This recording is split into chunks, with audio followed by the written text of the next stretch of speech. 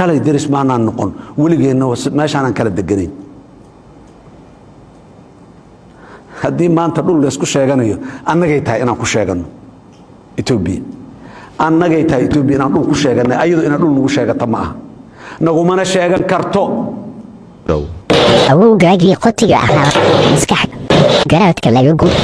aga warninku muxuu yidhi oo hadee meesha ma beertii hooyadii ayuu moodaya aga war anaga wax aragnay aga shalay deris maanaan noqon weligeena meeshaan kala deganeyn haddii maanta dhul la isku sheeganayo annagay tahay inaan ku sheegano Itoobiya annagay tahay Itoobiya inaan dhul ku sheeganay ayadu inaan dhul nagu sheegata ma aha nagumana sheegan karto awowgaagii qotiga ahaa maskax garaadka laga gub aga warninku muxuu yidhi oo hadee meesha ma beertii hooyadii